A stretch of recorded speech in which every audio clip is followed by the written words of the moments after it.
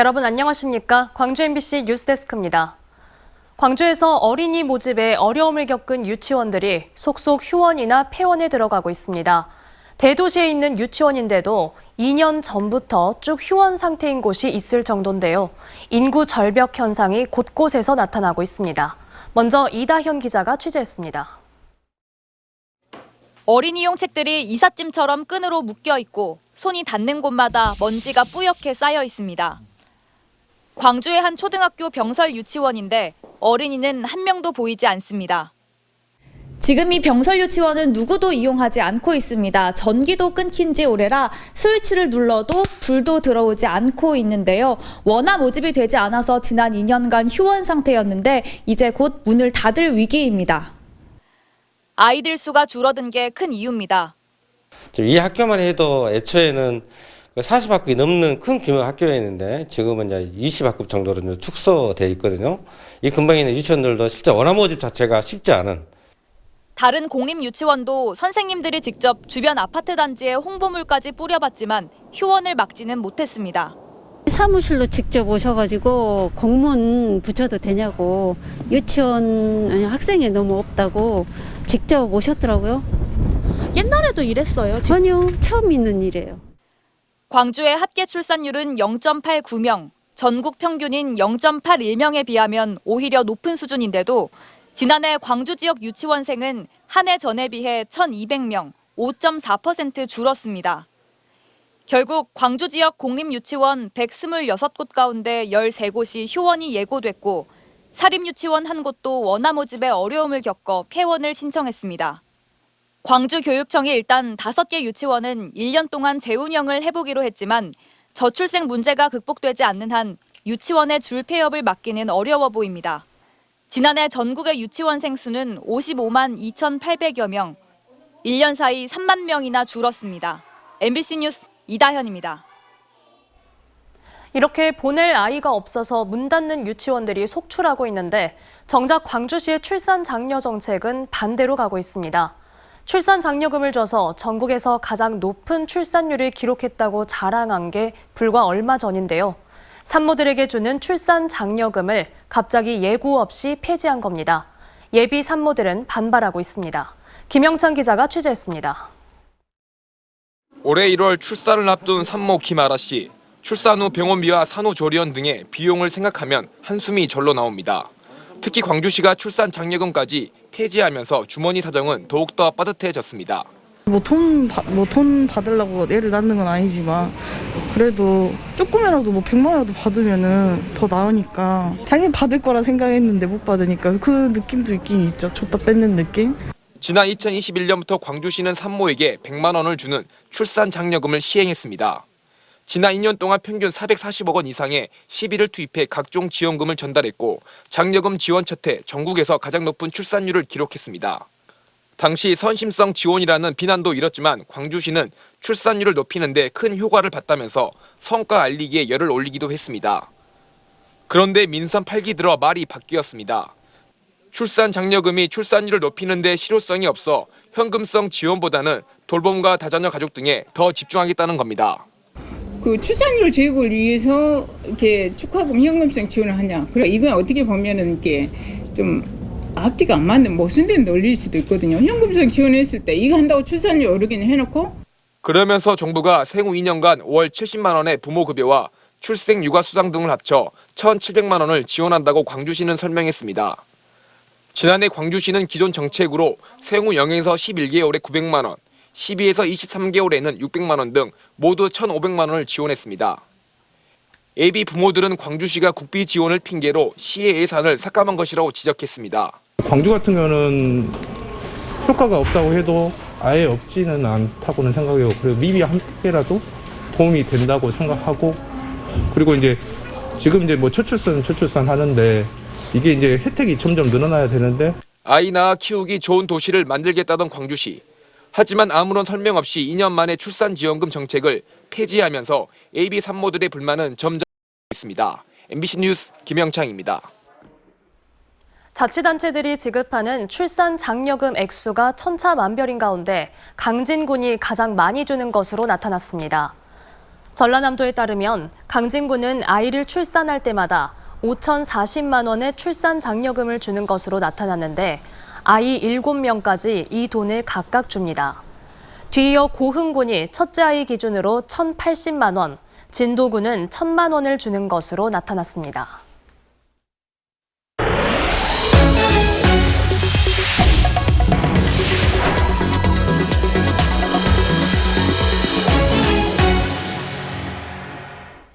상주하는 직원 없이 운영되는 점포들 최근에 많이 보셨을 겁니다.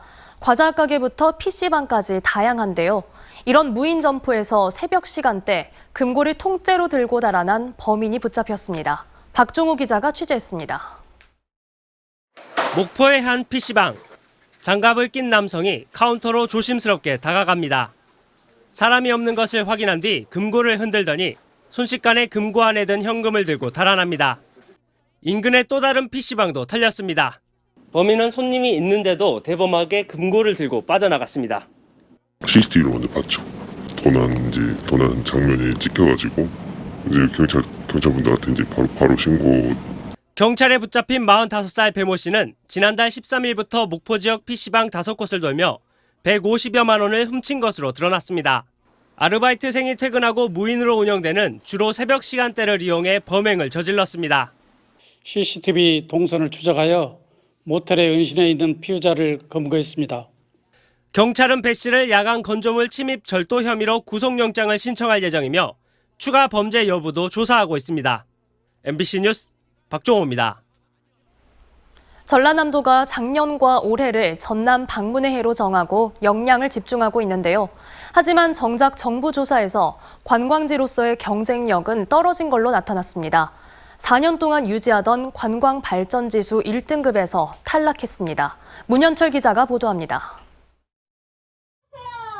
전남 방문의 해를 선포하고 관광객 1억 명, 해외 관광객 300만 명을 목표로 내세운 전라남도. 위축된 지역 관광 산업 회복과 한국 관광의 세계화를 선도하겠다는 뜻을 밝혔습니다. 남해안 관광 벨트를 중심으로 해서 크게 이렇게 체류형 관광을 활성화시킨 가운데 앞으로 1억 명 해외 관광 300명 시대를 열겠다는 계획을 갖고 있습니다. 새해 벽두에도 순천만 국제정원 박람회, 국제농업 박람회 등을 언급하며 전남의 매력을 세계에 알리겠다는 포부를 밝혔습니다. 하지만 전남의 희망사항일 뿐 관광지로서의 전남의 매력은 예전보다 떨어진 것으로 나타났습니다. 관광 공급 능력과 소비 여건, 관광 정책 역량 등을 따지는 정부의 지역 관광 발전 지수 평가에서 전남의 등급은 하락했습니다. 정부 통계, 대국민 설문조사 등을 통한 2년 주기 평가에서 전남은 지난 2017년과 2019년 1등급에 올랐지만 2021년 평가는 1등급 밖으로 밀려났습니다. 국내 전체 악재였던 코로나19 속에서도 상대적으로 전남의 방역 상황은 안정됐던 것을 감안하면 반사 이익도 제대로 보지 못한 것으로 평가됩니다. 매우 깊게 주목을 해야 될 것 같습니다. 전남이 왜 발전 지수가 하락했는지에 대한 원인 분석부터 시작해서 전남의 관광 매력을 한층 더 돋보일 수 있는 그런 절실한 방안이 마련이 요구됩니다. 그나마 요수시가 전남 광역과 기초에서 유일하게 관광 발전 지수 1등급을 지키며 체면 치레한 실정. 매력 있는 전남을 만들기 위한 전라남도의 관광 정책 대개조가 시급합니다. MBC 뉴스 문현철입니다. 교육부가 최근 고시한 개정교육과정에서 5.18 민주화 운동이라는 용어가 삭제된 것으로 알려지면서 파문이 일고 있습니다. 무소속 민형배 의원에 따르면 교육부는 지난해 12월 고시한 사회과 교육과정에서 이전, 즉 2018년 고시된 교육과정에는 5차례 포함돼 있던 5.18 민주화 운동이라는 표현을 모두 제외했습니다. 교육과정 대강화 방침에 따른 것이라는 게 교육부의 해명이지만 4.19 혁명, 6월 민주항쟁 등은 그대로 남아있어 설득력을 잃었다는 지적과 함께 지역 정치권과 5월 단체들의 반발이 예상됩니다. 광주시가 지난해 불거진 김상묵 김대중 컨벤션센터 사장의 갑질 논란에 대해 일부 행위가 직장 내 괴롭힘에 해당한다고 판단했습니다. 광주시 인권옴부ds맨은 지위를 이용해 직원들의 인격을 침해하고 업무 환경을 악화시키는 발언을 했다며 이는 관리자로서 적정 범위를 넘어선 직장 내 괴롭힘에 해당하며 헌법이 보장하는 인격권을 침해한 행위로 판단된다고 밝혔습니다. 앞서 지난해 10월 김대중 컨벤션 센터 노조는 기자회견을 열고 일부 직원들이 김 사장의 폭언 등 갑질 행위로 정신적, 육체적 피해를 입었다고 주장했습니다. 광주시청사 울타리를 들이받은 차량 운전자가 사고를 내고 달아나 경찰이 쫓고 있습니다. 오늘 오전 10시쯤 SUV 차량 한 대가 광주시 서구 치평동 광주시청사 뒤편의 울타리를 뚫고 언덕 아래로 떨어져 있다는 신고가 접수돼 경찰이 출동한 결과 운전자는 도망간 상태였습니다.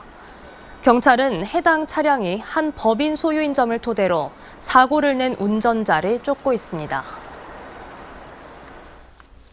순천시가 오는 2029년까지 일단 구례군과 광역적인 협력을 통해 광역 폐기물 처리 시설을 건립하겠다고 밝혔습니다.